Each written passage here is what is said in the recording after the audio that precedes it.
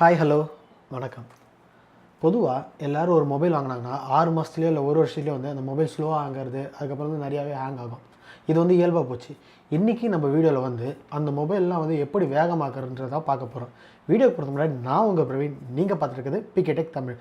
மறக்காமல் இந்த வீடியோவை கடைசி வரைக்கும் பாருங்கள். அப்படியே கீழே இருக்க சப்ஸ்கிரைப் பட்டனையும் கிளிக் பண்ணுங்கள். வாங்க நம்ம வீடியோக்குள்ளே போகலாம்.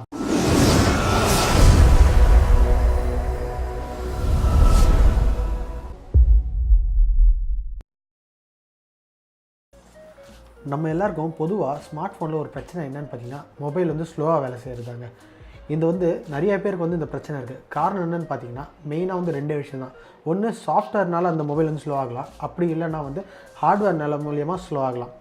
நிறையா மொபைலில் பார்த்திங்கன்னா ஹார்ட்வேர் மூலியமாக வந்து மொபைல் ஸ்லோ ஆகிறதுக்கு வாய்ப்பே கிடையாது. காரணம் என்ன, வந்து ஹார்ட்வேர் வந்து அவ்வளோ சீக்கிரம் வந்து டேமேஜ் ஆகுது. ஸோ மோஸ்ட் கேஸ் வந்து சாஃப்ட்வேர்னாலேயும் இன்டர்னல் ஸ்டோரேஜ்னாலே என்ன வந்து ஹேங் ஆகுது. ஸோ முதல்ல வந்து சாஃப்ட்வேர்னால என்னென்ன பிரச்சனைலாம் வருதுன்றதை பார்ப்போம். மொதல் விஷயம் என்னென்னு பார்த்தீங்கன்னா, நம்ம மொபைலில் நிறையா தேவையில்லாத பேக்ரவுண்ட் ஆப்ஸ்லாம் வந்து ரன் ஆகிட்டே இருக்கும். ஃபஸ்ட்டு வந்து அதை நம்ம கிளியர் பண்ணணும். அது எப்படி கிளியர் பண்ணுறது பார்த்தீங்கன்னா, ஃபஸ்ட்டு செட்டிங்ஸ்குள்ளே போயிட்டு அதுக்கப்புறம் பேட்டரி செட்டிங்ஸ் கிளிக் பண்ணிங்கன்னா பேட்டரி யூஸ்னு ஒரு ஆப்ஷன் வரும். அதை கிளிக் பண்ணிங்கன்னா பேக்ரவுண்ட் ரன்னிங் ஆப்ஸ் எல்லாம் வந்து என்னென்னலாம் வந்து யூஸ் ஆகிட்டுருக்குன்னு தெரியும். அதில் வந்து எந்தெந்த ஆப்ஸ்லாம் வந்து உங்களுக்கு தேவையில்லையோ அதெல்லாம் வந்து நீங்கள் கிளிக் பண்ணிவிட்டு ஃபோர்ஸ்ட் க்ளோஸ் இல்லாட்டி அன்இன்ஸ்டால் பண்ணுறது நல்லது. இது மூலயமா என்ன ஆகுன்னு பார்த்தீங்கன்னா, உங்களோட பேக்ரவுண்ட் ரன்னிங் ஆப் வந்து ஆட்டோமேட்டிக்காக குறையும். ஸோ வந்து ரேம் யூசேஜ் வந்து கம்மியாகும். இதனால் வந்து உங்கள் மொபைல் வந்து கொஞ்சம் வேகமாகவே வேலை செய்யும். அடுத்த விஷயம் என்னென்னு பார்த்தீங்கன்னா, உங்கள் மொபைலில் நிறைய தேவையில்லாத அன்வான்ட் ஆப்ஸ் எல்லாம் வந்து மொபைலில் ப்ரீ இன்ஸ்டால்டாகவே இருக்கும். இந்த ஆப்ஸ்னால் என்ன ஆகுன்னு பார்த்தீங்கன்னா, உங்களுக்கு வந்து ரேம் யூசேஜ் ஆகட்டும், இன்டர்னல் ஸ்டோரேஜ் ஆகட்டும், இதில் வந்து நிறைய ஆக்குபை பண்ணியிருக்கோம். இதனால் உங்களோட மொபைல் வந்து ஸ்லோ ஆகிறதுக்கான வாய்ப்பு இருக்குது. அதனால் என்ன பண்ணுன்னா, மொபைலில் போய்ட்டு அன்இன்ஸ்டால் ஆப்ஸ் கொடுத்துட்டு உங்களுக்கு தேவையில்லாத ஆப்ஸ் எல்லாம் என்னென்னலாம் இருக்கோ அதெல்லாம் வந்து நீங்கள் அன்இன்ஸ்டால் பண்ணுறது ரொம்பவே நல்லது. இந்த மாதிரி தேவையில்லாத ஆப்ஸ்லாம் எடுக்கிறனால உங்கள் மொபைல் வந்து கொஞ்சம் வேகமாகவே வேலை செய்யும். அடுத்த விஷயம் என்னென்னு பார்த்தீங்கன்னா, உங்கள் மொபைலில் வந்து நீங்கள் ஸ்லோ ஆகுதுன்னு சொல்லிட்டு முன்னாடியே தேர்ட் பார்ட்டி ஆப்ஸ் வந்து நிறையா இன்ஸ்டால் பண்ணியிருப்பீங்க. எந்த மாதிரி பார்த்தீங்கன்னா, ரேம் பூஸ்டர், மெமரி பூஸ்டர், அப்படி இல்லாட்டி ஆன்டிவைரஸ் ஆப்ஸ்லாம் வந்து நிறையா ஏற்றிருப்பீங்க.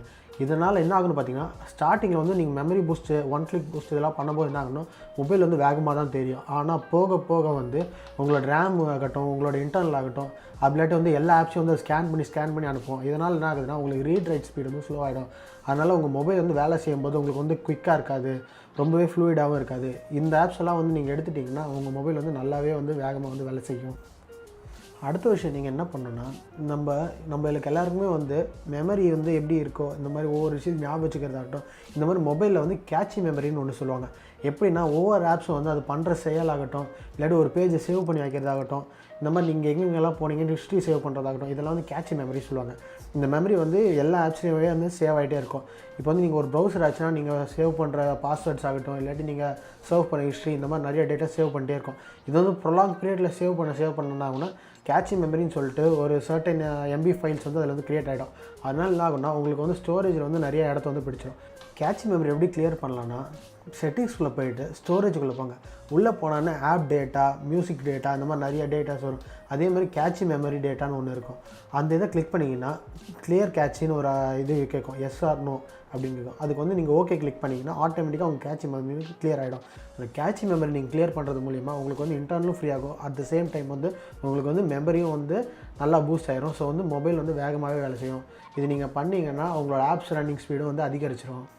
அதே மாதிரி இன்னொரு முக்கியமான விஷயம் என்னென்னு பார்த்தீங்கன்னா, உங்கள் மொபைலில் வந்து நீங்கள் வந்து ஸ்டோரேஜ் லெவல் எப்போவுமே 80% கீழே வச்சுங்க. ஏன் சொல்கிறேன்னா, வந்து உங்கள் மொபைல் நீங்கள் 80% மேலே வைக்கும்போது ஒரு ஆப் வந்து ஓப்பன் பண்ணும்போது அதோட ரீட் ரைட் ஸ்பீடு வந்து கம்மியாகிடும். இதனால் என்ன ஆகுதுன்னா, வந்து ஆப்ஸ் ஓப்பனிங், க்ளோசிங், அதுக்கப்புறம் சர்ஃப் பண்ணும்போது ஆகட்டும், இந்த கேம்ஸ்லாம் விளையாடும் போது உங்களுக்கு வந்து நிறையா ஸ்டட்டஸ் லேக்ஸ் வந்து நிறையவே தெரியும்.